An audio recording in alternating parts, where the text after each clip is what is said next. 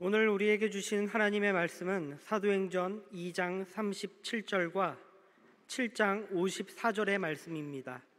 신약성경 189면과 198면에 있습니다. 먼저 사도행전 2장 37절의 말씀을 봉독해 드립니다. 그들이 이 말을 듣고 마음에 찔려 베드로와 다른 사도들에게 물어 이르되 형제들아 우리가 어찌할꼬 하거늘. 이어서 7장 54절의 말씀을 봉독해 드립니다. 그들이 이 말을 듣고 마음에 찔려 그를 향하여 이를 갈거늘. 담임 목사님 나오셔서 마음의 찔림이라는 제목으로 하나님의 말씀을 선포하시겠습니다. 할렐루야. 우리 옆에 있는 분과 인사 나누시겠습니다. 사랑합니다.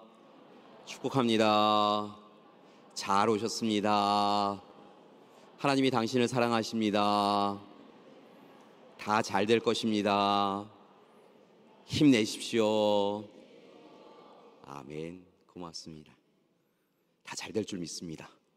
하나님 우리와 함께 하시고요, 하나님 우리의 하나님 되어 주셔서 귀하고 좋은 일로 더하여 주실 줄 믿습니다. 몸의 연약함 회복시켜 주시고, 마음에 곤고하고 상처난 부분 도닥여 주시고, 삶의 지친 부분들 하나님께서 헤아려 살펴보아 주셔서 꼭 모든 것을 이기게 하여 주실 줄 믿습니다. 우리 옆에 있는 분에게요, 다시 하나님의 목소리처럼, 하나님이 하시는 것처럼요, 옆에 있는 분에게 이렇게 같이 권면하고 축복하셨으면 좋겠습니다. 하나님이 하십니다. 하나님이 도와주실 것입니다. 아멘. 고맙습니다. 네, 하나님이 함께 하십니다. 마태복음 21장 28절의 말씀을 보니까요, 예수님께서 예수님을 적대하고 예수님께 반대하는 이들과 여러 논쟁을 벌이시는 것을 볼 수 있는데, 그 중에 한 이야기가 바로 마태복음 21장 28절 이하에 나와 있는 것을 봅니다. 대제사장들과 백성의 장로들이 예수님께 찾아와서 여러 이야기를 나누는 논쟁 가운데 예수님께서 한 가지 비유의 말씀을 그들과 나누시는 것을 볼 수 있습니다. 예수님께서는 비유의 말씀을 자주 사용하셨는데요, 비유의 말씀을 통하여 들을 귀 있는 자는 듣게, 들을 귀가 없는 이에게는 도대체 무슨 말씀입니까? 라고 잘 이해하지 못하도록 그렇게 하신 것을 봅니다. 또 다르게는 비유의 말씀을 통하여서 우리가 마땅히 깨달아야 될 부분에 대하여서 잘 이해할 수 있도록 돕기도 하셨지요. 그렇다고 한다면 마태복음 21장 28절 이하의 말씀은 어떤 내용을 담고 있는 것일까요? 여러분을 위하여 준비하였습니다. 우리 함께 한 목소리로 봉독하면서 예수님의 비유하신 말씀이 어떤 내용인지 함께 살펴보도록 하겠습니다. 우리 함께 봉독하시겠습니다. 어떤 사람에게 두 아들이 있는데 맏 아들에게 가서 이르되 예 오늘 포도원에 가서 일하라 하니 대답하여 이르되 아버지 가겠나이다 하더니 가지 아니하고, 둘째 아들에게 가서 또 그와 같이 말하니 대답하여 이르되 실소이다 하였다가 그 후에 뉘우치고 갔으니 그 둘 중에 누가 아버지의 뜻대로 하였느냐? 이르되 둘째 아들이니이다. 아멘. 예수님께서 대제사장들과 또 예수님을 적대하는 이들에게 비유의 말씀을 통하여 물으셨다는 것이지요. 내용은 여러분 읽으신 것처럼 어떤 사람이 포도원을 가지고 있었는데요, 그 포도원에서 일하는 일이 그날따라 조금 일이 많았나 봅니다. 그래서 큰아들에게 가서 나와 함께 포도원에 가서 일해주렴 라고 이야기하니까 예 라고 이야기했다는 것입니다. 그런데 안 갔다는 것입니다. 말만 예 하고요, 안 갔다는 것이죠. 그래서 이번엔 둘째 아들에게 가서 이야기합니다. 예, 나와 같이 포도원에 가서 일해주렴 라고 했더니 둘째 아들은 싫어요 라고 이야기했다는 것입니다. 싫어요 하는 거 참 쉽지 않은데요, 싫어요 라고 이야기했어요. 그리고 나서는요, 마음에 아버지의 부탁을 거절했다라고 하는 것으로 인하여 마음에 어려움이 있었다는 것입니다. 그래서 아버지에게는 싫어요 라고 이야기했지만 다시 그 마음을 돌이켜서 포도원에 가서 일하였다는 것이지요. 그러면서 예수님께서 물으신 것입니다. 누가 그러면 아버지의 뜻대로 포도원에 가서 일했느냐? 당연히 둘째 아들이죠. 이 예수님의 적대자들, 대제사장들과 또 백성의 장로들도 둘째 아들이 같지요 라고 이야기합니다. 예수님은 이 비유의 말씀을 통하여서 하나님의 말씀에 순종하는 듯이 보이지만 실제 삶에서는 순종하지 아니하는 사람들보다는 때로는 하나님을 외면하고 하나님의 뜻에서는 멀어진 것처럼 보이고 하나님의 말씀을 경홀히 여기는 것처럼 보이지만 실제 삶, 그의 실제 삶에서는 하나님의 말씀에 순종하여 살아가는 사람, 처음에는 싫어요 라고 이야기했다가 하나님의 말씀이니까, 하나님의 뜻이니까 내가 내 마음을 바꾸어야지 라고 생각하고 말씀에 순종하는 사람이야말로 하나님의 사람이고 하나님의 자녀이다 라고 이야기하고 계신 것을 볼 수 있습니다.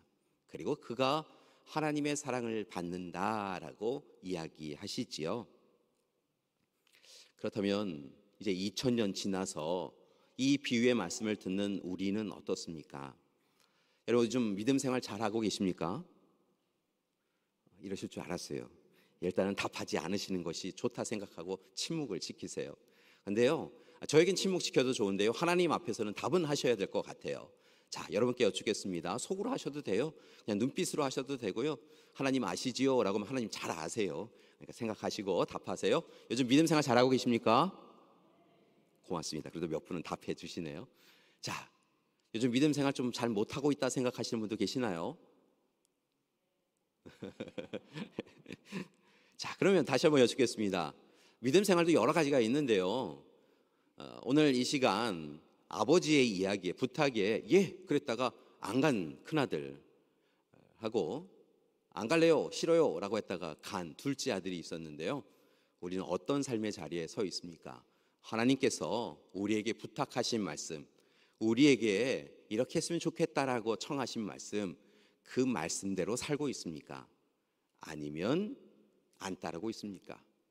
하나님 앞에서는 예 아멘 하면서 순종하는 듯 보이지만 정작 실제 생활에서는 내가 언제 그랬어요 라고 하는 듯이 하나님 말씀을 외면하며 살고 있습니까? 아니면 하나님의 말씀을 들으니까 참 힘들어서 안 했으면 좋겠어요 하나님, 나중에요, 기회가 닿으면요 라고 이야기했지만 그래도 지금 하나님이 말씀 주셨으니까 따라야지 라고 이야기하며 따르는 둘째 아들과 같은 삶을 살고 있습니까?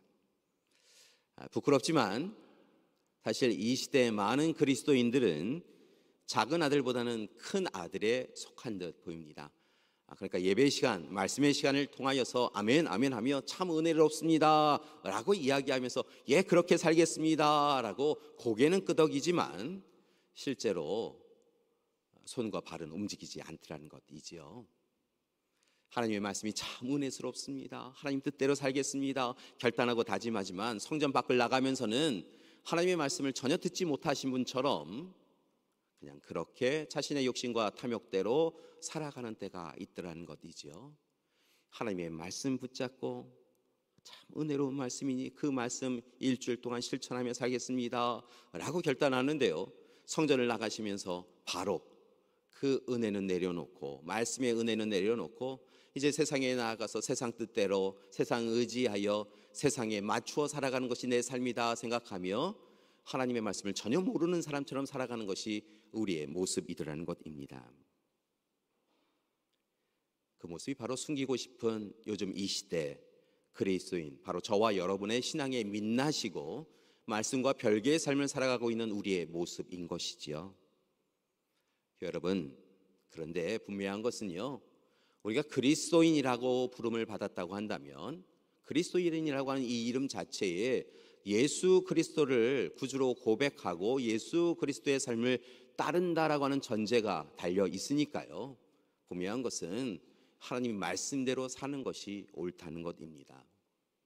하나님의 말씀에 아멘으로 응답하셨다고 한다면 우리의 삶에 입술로만이 아니라 몸과 삶으로 실천하며 살아가야 될 줄 믿습니다.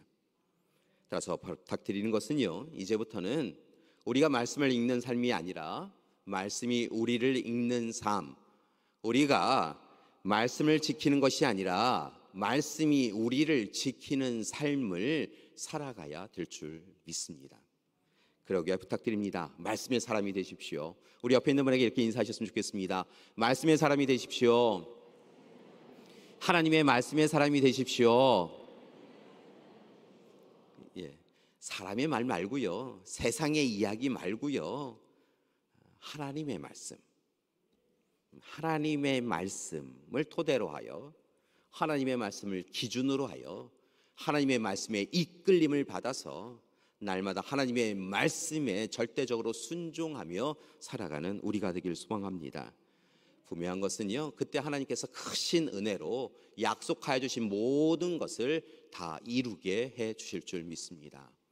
여러분, 하나님의 말씀 붙잡으세요. 마음판에 새기세요. 얼른 새기세요. 참으로 은혜스러운 말씀이 있으면요, 자꾸 암송하시면서요, 우리의 삶에 되새기세요. 여러분, 그때요, 그 말씀이 우리를 지켜 주실 줄 믿습니다. 그래서 말씀을 암송하는 것이에요. 말씀을 계속해서 읽는 거예요. 말씀 앞에 자기 자신을 내어놓는 거예요.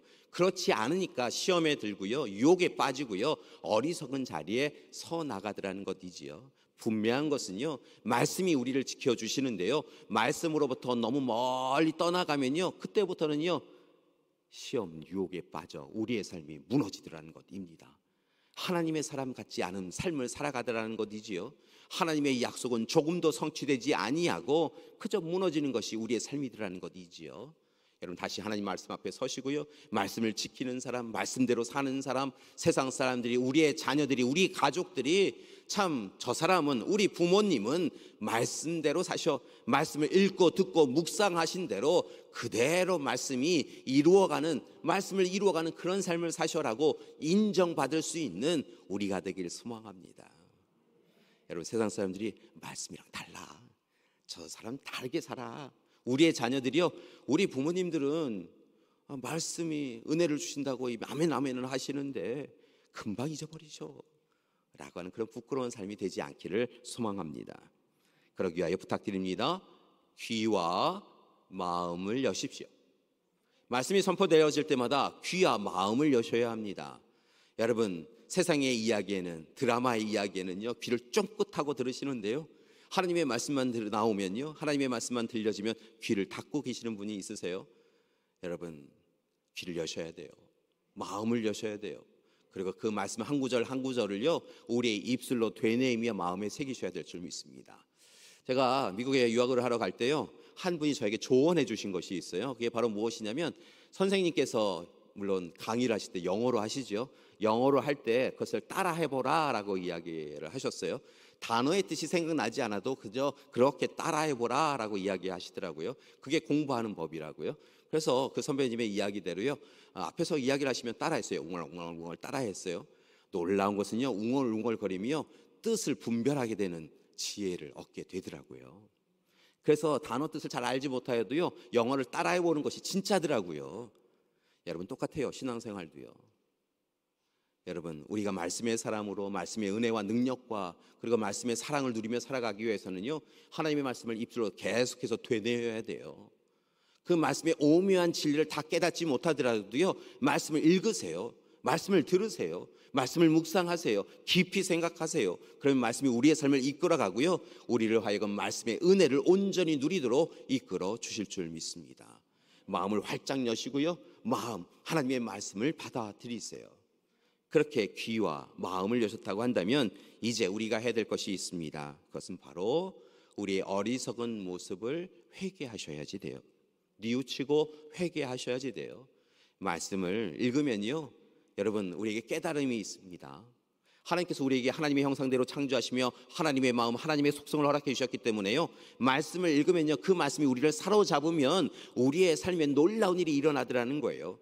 한국교회 초대교회 공동체는요, 하나님의 말씀, 성경이 먼저 번역되어져서 들어왔는데요, 놀라운 것은 선교사님들이 나중에 들어와서 보니까 놀랍게도 이 조선의 땅의 사람들이 말씀에 사로잡혀서 이미 살아가고 있더라는 거예요.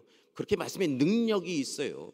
그러니까 말씀을 읽고 듣고 묵상하면요, 그 말씀이 우리를 사로잡아서 우리로 하여금요, 부끄럽게 하고 깨닫게 하고 변화시켜 주더라는 것이지요. 그러니까 여러분, 부탁 말씀드리는 것은요, 귀와 마음을 열어서 하나님의 말씀을 들으시고요, 그 말씀을 새기시고요, 그리고 그 말씀이 우리를 사로잡으면 혹 잘못된 것, 악한 것, 죄된 것 하면 눈 감고 난 몰라 라고 하지 마시고요, 하나님도 알고 우리 자신은 알잖아요. 하나님 앞에 뉘우치고 회개하는 우리가 되길 소망합니다. 그게 은혜예요. 그게 말씀의 은혜라는 것이에요. 그리고 이제 그 말씀을 실천하기 위하여 때로는 세상과 열심히 씨름하며 살아가는 우리가 되길 소망합니다. 여러분, 말씀대로 산다는 거 쉽지 않잖아요. 말씀 지키며 산다는 게 쉽지 않아요. 그런데요, 하나님이 말씀하셨으니까 말씀하시면 나아가고, 하나님 말씀하시면 멈추어 서야지요. 세상의 법칙과 기준, 세상의 룰, 세상에 살아가는 방식에 대하여 이야기할 때 나는 하나님의 말씀대로 사는 사람입니다 라고 하며 세상의 룰에 대하여, 세상의 이야기에 대하여, 세상의 유익함에 대하여 때로는 거절하고 거부할 줄 아는 우리가 되어야 될 줄 믿습니다. 그게 바로 말씀의 사람이지요. 하나님의 말씀의 사람이고요, 말씀에 순종하는 삶인 줄 믿습니다. 그게 바로 예라고 했다가 전혀 다른 삶을 살아가는 큰아들의 그 모습이 아니라, 아니요라고 하였지만, 싫어요라고 하였지만 그래도 말씀에 사로잡혀서 살아간 둘째 아들과 같은 모습이고, 그리스도인 우리가 마땅히 살아가야 될 삶인 줄 믿습니다.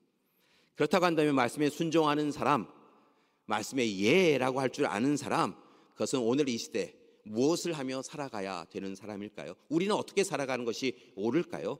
하나님의 말씀에 예라고 순종하기 위하여 우리는 이제 어떤 삶을 차근차근 살아가야 할까요? 오늘 우리는 두 본문의 말씀을 읽었습니다. 사도행전 2장과 7장의 말씀이지요. 짧은 말씀이었습니다. 사실은 오늘의 이 두 말씀은요, 전체적으로 보면 베드로의 설교와 스데반의 설교라고는 이 설교가 전해진 이후에 이 함께하고 있었던 백성들에게 어떤 변화가 있었고 그들은 어떤 삶을 선택해 갔는가라고 하는 것을 기록하고 있습니다. 그러니까 두 모습 다 설교 이후에 일어난 사건이고요. 사실은 이 설교는 교회 공동체의 역사 가운데 가장 좋은 설교라고 불려지는 그런 설교들입니다. 이 두 설교 후에 어떤 일이 과연 일어난 것일까요? 오늘 본 말씀으로 좀 더 깊이 들어가 보자 합니다. 수제자인 베드로가 설교하였습니다. 그리고 초대교회 공동체의 대표적인 제자인 스데반이 설교하였지요. 분명한 것은 그들이 이야기하였던 것은 공통된 이야기였다는 것입니다. 내용에 조금 차이가 있고요, 그리고 안에 있는 부분들의 순서에 조금 차이가 있지만 결국 핵심은 같은 이야기를 하고 있습니다. 베드로와 스데반이 전한 것은 이것입니다. 하나님께서 오래전에 예언자들을 통하여 이스라엘 백성들, 선민에게 약속하신 것이 있으셨습니다. 그것은 바로 이스라엘 백성들을 위하여, 또한 이스라엘 백성들을 통하여 온 인류를 구원하기 위하여 구원자 메시아를 이 땅에 보내어 주신다라고 하는 것이었습니다. 그리하셨습니다. 하나님께서 마침내 메시아 구원자를 우리에게 보내어 주셨습니다. 그분이 바로 예수 그리스도셨습니다. 그런데 우리가 오랫동안 소망하였고 바라였던 그 예수 그리스도, 우리의 구원자 메시아를 우리가 완악하여서 우리의 탐욕과 욕망과 교만과 자만을 숨길 수 없어서 예수 그리스도를 십자가에 못 박아 죽게 하였습니다. 우리가 바로 그분을 죽게 하였습니다라고 하는 내용이었습니다. 그것이 바로 베드로의 설교, 스데반의 설교였던 것이지요. 그런데 이 말씀을 듣고 그 자리에 있던 이들에게 놀라운 변화가 시작되었다는 것입니다. 자, 그들은 어떤 변화가 있었던 것일까요? 사도행전 2장 37절과 사도행전 7장 54절의 말씀을 우리가 함께 읽겠는데요, 여러분, 이 말씀을 읽으면서 그들에게 공통되어 일어난 일과 또 다르게는 달라졌던 일에 대하여서 함께 눈여겨보면서 본문을 읽으셨으면 좋겠습니다. 먼저 사도행전 2장 37절 말씀 함께 봉독하시겠습니다. 그들이 이 말을 듣고 마음에 찔려 베드로와 다른 사도들에게 물어 이르되 형제들아 우리가 어찌할꼬 하거늘. 자, 이번에는 사도행전 7장 54절 말씀 우리 함께 봉독하시겠습니다. 그들이 이 말을 듣고 마음에 찔려 그를 향하여 이를 갈거늘. 아멘. 여러분, 공통점과 또 차이점을 알아채셨는지요? 베드로의 설교와 스데반의 설교를 듣고 나서 그들이 같은 사람이었다라고 하는 이야기는 없습니다. 그러니까 같은 사람도 있었을 테고 또 다른 사람들도 있었겠지요. 그런데 아무튼 그렇게 설교를 듣고 나서 공통되게 그들에게 일어난 일이 있었습니다. 그것은 바로 마음의 찔림을 받았다는 것입니다. 하나님의 말씀을 전하니까요, 우리가 예수 그리스도를 죽였다고 그 소식을 전하니까요, 그들의 마음이 아프고 쓰라렸다는 것입니다. 부끄러웠습니다. 창피하였습니다. 우리가 오랫동안 그렇게 바라고 소망하였던 메시아, 구원자 예수 그리스도, 그분의 삶, 그분의 가르침 우리가 다 들었는데, 그때에 우리가 우리의 탐욕과 욕망을 감출 수 없어서 예수 그리스도를, 예수를 죽이라고 그렇게 함께 하였었는데, 그 일이 얼마나 큰 죄였는지 깨달았기에 그들이 마음의 찔림을 받았다는 것입니다. 분명한 것은요, 이 마음의 찔림도 분명 큰 은혜인 것 같습니다. 그런데 이렇게 공통되게 그들이 마음의 찔림을 받았지만 그들의 이어지는 행동이 전혀 다른 것을 봅니다. 앞서 베드로의 설교를 들은 이들은 우리가 함께 보았지만, 베드로를 통한 그 말씀을 듣고 우리가 어찌할꼬라고 하며 통회자복합니다. 베드로를 통하는 하나님의 말씀을 그들이 듣고요, 통회자복합니다. 부복합니다. 주저앉아 웁니다. 우리를 어찌합니까? 라고 하며 통회자복하였다는 것입니다. 우리가 죄인입니다. 그러면 회개합니다. 그리고 그날 세례를 받습니다. 그날 초대교회 공동체가 무려 3,000명이나 되는 새로운 교회 교인들을 맞이하였다라고 성경은 증거합니다. 회개를 통하여 다시 하나님 앞에 온전히 서는 것이지요. 말씀이 선포되고 회개하였고 그리고 하나님 앞에 섭니다. 그런데 스데반의 설교를 들은 이들은 전혀 다른 모습을 보입니다. 스데반이 하나님의 말씀을 전합니다. 스데반의 설교를 들은 이들도 마음의 찔림을 받았습니다. 그들도 마음 깊은 곳에는 우리가 어찌할꼬라고 생각하였을런지 모릅니다. 그런데 이어지는 말씀을 보니까 참으로 이들을 어찌할까, 이들을 어찌해야 되나라고 생각될 정도로 참으로 악한 모습이 그들에게 나타납니다.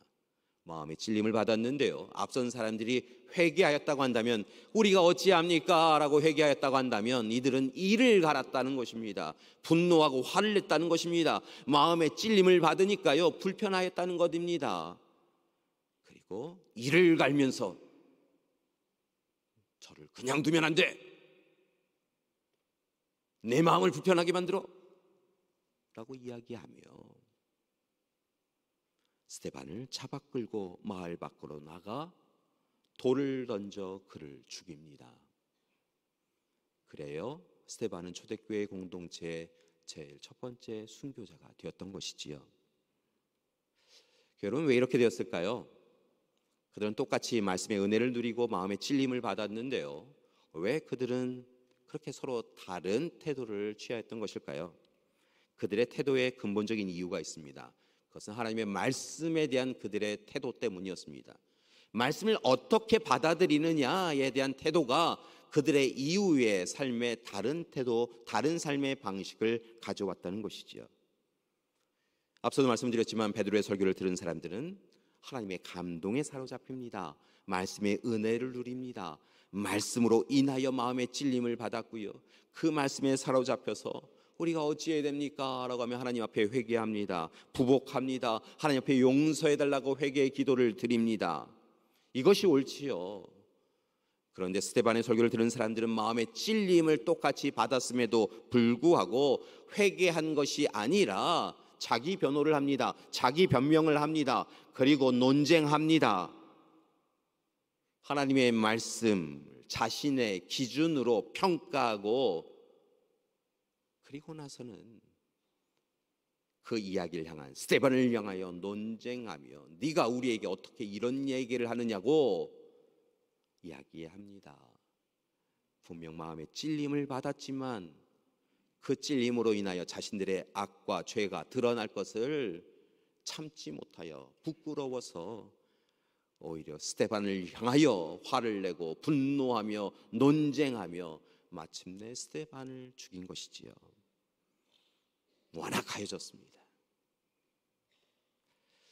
분명 그들은 똑같은 하나님의 말씀을 하나님의 귀한 일꾼들을 통하여 전달받았지만 어떤 이는 회개하였다고 한다면 어떤 이는 하나님의 말씀을 매일 전하는 이의 입을 막아버린 것입니다. 여러분, 오늘 우리의 삶의 자리를 조금 들여다보길 원합니다. 오늘 우리는 말씀을 어떻게 대하고 있습니까? 하나님의 말씀이 우리의 삶을 이끌고 있습니까? 여러분, 하나님의 말씀하시면 힘들고 어려워도 예라고 순종하십니까? 하나님의 말씀이 선포될 때마다 아멘하며 응답하며 마치 그렇게 살아갈 듯 하지만 정작 삶에서는 전혀 다른 삶을 살아가는 것이 혹 부끄러운 우리의 모습은 아닙니까? 하나님이 사랑하라 하셨으니 사랑합니다 라고 이야기하지만 정작 미움에 익숙해 있는 것이 우리의 삶은 아닙니까? 오직 하나님의 말씀대로 뜻대로 살아가며 자기를 비우고 내려놓고 자기 십자가를 붙잡고 살아가겠다라고 결단하였지만, 그렇게 고백하였지만 정작 세상에 나아가서 다른 이들이 많이 가지고 있는 것에 부러워하며 탐욕과 욕망의 마음을 감출 수 없어서 우리도 그리 살아가는 것이 좋겠다라고 이야기하며 자기에게 주어진 십자가를 내팽개치고 살아가는 것이 우리의 삶은 아니냐라는 것입니다. 말씀과 삶이 별개가 되어져서 하나님이 우리를 바라보시며 근심하실 수밖에 없는 그런 삶을 살아가고 있는 것은 아닙니까? 사랑하는 여러분, 다시 말씀 앞에 서길 원합니다. 그리고 간절히 기도하길 원합니다. 처음 하나님을 만났을 때 하나님의 사랑에 감격과 감동을 누리며 우리의 부모님들이 성경책을 읽어주시며 우리를 잠재우실 때 그 말씀 참으로 좋아서 기뻐하며 하나님의 말씀이 곱습니다, 하나님의 말씀이 달콤합니다 고백하였던 그때로 돌아가야 한다는 것입니다. 주일에 아니면 또 다른 집회에 오셔서 그저 잠깐 귀 기울이고 세상에 나아가서 나는 하나님의 말씀을 모르는 사람입니다 하면서 살아가서는 안 된다는 것이지요. 이를 위해 부탁드립니다. 다시 한번 기도하셔야 될 줄 믿습니다. 말씀을 들을 귀한 마음을 달라고 기도하는 우리가 되길 소망합니다. 여러분, 똑같은 말씀이 들려도요, 말씀을 사모하는 이에게 더 큰 은혜가 누려집니다. 말씀을 사모해야 합니다. 그리고 들을 귀와 들을 마음을 달라고 여러분 기도하십시오. 여러분, 주일에 또 다른 날 수요일에 금요기도 외에 여러분 구역 예배, 우리 다락방 예배 가실 때도요, 여러분 제일 먼저 하셔야 될 것은 들을 귀와 들을 마음을 허락해 주십시오, 은혜를 허락해 주십시오라고 그렇게 기도하셔야 합니다. 다른 일로 분주하지 마시고요, 하나님의 말씀을 읽고 듣고 묵상하시면서요, 그렇게 하나님의 말씀 앞에 사로잡히셔야 된다는 것입니다. 그리고 기도하셔야 합니다. 마음의 찔림을 받도록 기도해야 합니다. 여러분, 우리의 마음이 얼마나 완악해졌는지요, 말씀이 들려도요 이제 그 정도쯤은 잘 이겨냅니다. 마음이 단단해졌습니다. 딱딱해졌습니다. 완악해졌습니다. 하나님의 말씀이 들려줘도요, 그건 말씀이지, 난 내 뜻대로 이렇게 살아갑니다. 여러분, 마음의 찔림도 귀한 시대입니다. 그래서 들을 귀와 들을 마음을 위하여 기도하셨다고 한다면 마음의 찔림 받게 해달라고, 하나님 나도 은혜 받게 해달라고, 하나님 때로는 그 말씀이 위로의 말씀이 되게 해달라고, 때로는 그 말씀이 찔림의 말씀이 되어서 이렇게 어리석게 살아가는 내 인생이 다시 하나님이 원하시는 삶으로 돌아갈 수 있도록 찔리게 해달라고, 마음 아파하게 해달라고, 눈물 흘리게 해달라고 기도하셔야 한다는 것입니다. 여러분, 마음에 찔림 받으시면요 이제 회개하셔야지요, 돌이키셔야지요. 여러분, 오늘 이 말씀을 들으면 말씀 듣기 전에 우리의 삶과는 다른 삶을 살아가셔야 한다는 것입니다. 그런데 안타까운 것은 많은 그리스도인들이 말씀 듣기 전과 말씀을 들은 후에 삶이 똑같습니다. 말씀이 전혀 우리에게 삶에 영향을 미치지 않습니다. 때로 말씀을 들었더니 내 삶이 부끄러워서 말씀과 맞추기 위하여 내 이전의 삶을 내려놓고 새로운 삶, 하나님이 원하시는 삶을 살아가는데요, 이 삶을 살아가는 게 참 쉽지 않으면요 여지없이 부지런하게 옛사람의 삶으로 돌아갑니다. 똑같이 옛사람의 모습으로 게을러지고 악해지고 탐욕스러워지고 그렇게 살아가더라는 것이지요. 여러분, 이제 바꾸실 때가 되었습니다. 여러분, 하나님의 말씀에 사로잡히셔서 마음의 찔림을 받으셨다고 한다면 이제 옛사람에서 새사람으로 살아가시고요, 새사람으로 살아가기 위하여 더욱 노력해야 될 것은 더욱 힘써서 마음을 열고 귀를 열고 말씀에 사로잡히고 말씀대로 살아가야 될 줄 믿습니다. 그렇게 회개하고 돌이켜 하나님 앞에 서셨다고 한다면, 새사람으로 살아가기로 결단하셨다고 한다면 이제 날마다 오직 하나님의 말씀에 더욱 힘써서 순종하며 살아가는 우리가 되길 소망합니다. 여러분, 마음에 찔림 받으셨다고 한다면 회개와 돌이킴, 말씀의 순종을 위하여 기도하시고 마침내 우리의 손과 발이, 우리의 마음과 생각과 뜻이 오직 하나님의 말씀에만 순종하며 살아가는 우리가 되어야 될 줄 믿습니다. 그것이 바로 우리가, 그리스도인 우리가 살아가야 될 삶인 것이지요. 프랑스의 유명한 곤충학자가 있으시지요. 파브르라고 하는 곤충학자가 있으십니다. 그런데 이 파브르의 글들을 보면 참 그리스도인이 참고할 만한 이야기다라고 생각되어지는 글들이 있습니다. 여러분을 위하여 준비하였는데요, 파브르가 어떤 이야기를 했었냐면요, 그의 글 가운데 이런 내용이 있습니다. 그가 여러 곤충들 이런 분들을 잘 살펴보았잖아요. 근데 어느 날 날벌레, 정확하게 어떤 종류의 날벌레인지는 알지 못하는데요, 그렇게 번역해 놓으셨더라고요. 날벌레 이렇게 써 있는데 이 날벌레들을 찬찬히 살펴보니까요, 막 분주하게 막 이것저것을 막 날아다니더라는 거예요. 얼마나 부지런하게 돌아다니는지요. 아이고 힘들겠다라고 생각이 들 정도인 거지요. 근데 그 날벌레들이 어떤 방식으로 어떤 목적으로 돌아가는가, 다니는가라고 하는 것을 살펴보니까요, 이전에 보았던 벌과 이런 곤충들과 좀 다르더라는 거예요. 도대체 날벌레는 어떻게, 어떤 순서로, 어떤 마음으로 돌 것인가라고 하는 것을 살펴보다가 깨닫고 알았다는 거예요. 날벌레는요, 자신의 앞에 보이는 날벌레가 날아가는 대로 날아가더라는 거예요.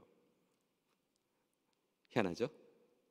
자신의 눈에 보이는 날벌레가 보이면요, 그 날벌레를 쫓아가는 것이 날벌레 습성이더라는 거예요. 어떤 특별한 목적도 없고요, 특별한 방식도 없고요, 방향도 없고요, 그저 내 앞에 보이는 다른 날벌레를 쫓아서 빙빙 돌다가 약 7일 정도가 되면 굶주려 죽더라는 거예요. 참 안타깝지요. 그런데 이 시대에 많은 그리스도인이 파브르가 관찰한 날벌레처럼 살아갑니다. 목표가 없습니다. 그냥 우리 앞에 좀 우리의 기준으로 좋은 삶을, 세상 사람들이 인정해주는 삶을 살아가는 것처럼 보이면 그냥 따라갑니다. 탐욕과 욕망을 멈추지 못하고 교만하고 자만하여 따라갑니다. 그 길이 무슨 길인지도 알지 못하고 그저 따라가더라는 것이지요. 여러분, 우리는 하나님 앞에 우리의 삶의 목적을 분명히 했던 사람들입니다. 우리가 함께 세례를 받기 위하여 교리문답을 공부할 때 1번 문제가 뭐였습니까? 우리의 인생의 목적이 무엇이냐라는 것이었습니다. 여러분, 우리의 인생의 목적이 무엇입니까? 하나님께 영광 돌리는 것입니다. 다시 한번 말씀을 드립니다. 우리의 인생의 목적은 목회자인 저만이 아니라 여러분의 인생의 목적도 하나님께 영광을 돌리는 삶, 그것이 우리의 인생의 목적입니다. 하나님께서 우리에게 생명의 호흡 불어 넣어주셔서 거룩하고 정결하게 하시고 이 땅 살아가실 때 성령을 통하여 온전히 살아가게 하시다가 마침내 이 땅에서 생명의 호흡 내려놓으시는 그 순간에 하나님께서 영광의 나라로, 하나님 나라로 이끌어 주신다고 약속하시며 이 땅 살아가며 하나님의 사람으로 살아가라고, 하나님께 영광 돌리는 삶을 목적으로 삼으라고 우리에게 이야기해 주셨다는 것입니다. 그런데 우리의 인생의 목적이 과연 하나님께 영광 돌리는 삶입니까?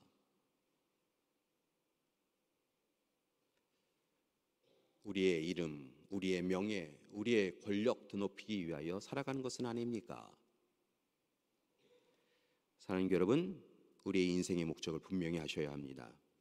삶의 방향도 분명히 하셔야 합니다. 삶의 방식도 옳아야 합니다. 하나님이 기뻐하시는 삶을 살아야 합니다. 어리석은 이스라엘 백성들처럼 배신과 배반을 매번 반복하였다가 그로 인한 징계로 인하여 비로소 하나님 앞에 회개하고 돌이켜서 다시 하나님의 은혜를 누리는 이런 삶을 반복할 것이 아니라, 오늘 성경을 읽고 참 어리석었던 이스라엘 백성들이라고 깨달았다고 한다면 또 다른 배신과 배반으로 우리의 삶을 채워가지 말고 오직 하나님 앞에, 말씀 앞에 순종하며 하나님이 원하시는 삶을 날마다 힘들고 어렵지만 버겁지만 십자가를 지며 살아가는 것, 그것이 우리가 살아가야 될 삶이라는 것입니다. 목사가 되었다고, 장로가 되었다고, 권사가 되었다고, 안수입사가 되었다고, 집사가 되었다고, 직분 받았다고 자랑할 것이 아니라 10년, 20년, 30년, 40년, 50년 신앙생활 잘하였다고 그렇게 자랑할 것이 아니라, 오늘 지금 여기에서 우리에게 허락하여 주시는 하나님의 말씀을 씨름하며 붙잡고 살아가는 것, 그것이 우리가 살아가야 될 삶이라는 것입니다.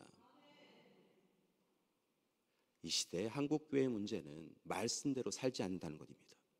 목사도, 장로도, 권사도, 항존직을 받은 이들도 말씀 없이 살아가는 것, 말씀 외면하며 살아가는 것이 문제라는 것이죠. 이 시대 한국교회가 위기에 처한 것은 하나님의 말씀을 배우고 익히지 않는 그리스도인들이 교회에 있다는 것입니다. 부끄럽지만 우리 교회도 이번 성경 공부에 많은 분들이 참여하지 않습니다. 매달 전교인 성경 통독을 하는데요, 늘 참여하시던 분들만 참여하시지 않습니다. 매일 감사 캘린더를 나누어 드리고 말씀을 읽고 감사의 제목을 적으라고 부탁을 드리는데, 우리의 자녀들만큼 우리 부모 세대가 하지 않습니다. 그러면서 어떻게 말씀의 사람이라고 하실 수 있겠습니까? 내가 하나님의 말씀을 안다라고 하실 수 있겠습니까? 내가 하나님의 말씀대로 산다라고 자부할 수 있겠습니까? 사랑하는 여러분, 다시 말씀 앞에서는 우리가 되길 소망합니다. 그리고 세상 욕망과 탐욕을 따라가다 지쳐서 쓰러지는 날벌레와 같은 그리스도인이 아니라, 인생의 분명한 목적, 하나님께 영광 돌리기 위한 목적, 그리고 하나님과 동행하는 삶의 방식, 그 일을 위하여 말씀에 순종하며 살아가는 삶, 찔림을 받고, 마음의 찔림을 받고 돌이켜 회개하고 말씀에 순종하며 살아가는 삶을 살아가는 우리 믿음의 가족들 되시기를 간절히 기도드립니다. 다시 한번 부탁드립니다. 하나님 말씀 앞에 서십시오. 하나님 말씀이 전해질 때마다 마음의 찔림을 받아야 합니다. 돌이켜 회개하십시오. 그리고 이제부터는 하나님의 말씀에 순종하며 살아가는 우리 되기를 소망합니다. 함께 기도하시겠습니다. 하나님, 마음의 찔림을 허락하여 주시옵소서. 돌이켜 회개하게 하여 주시옵소서. 말씀에 순종하는 우리 되게 하여 주시옵소서. 예수님의 이름으로 기도드립니다. 아멘.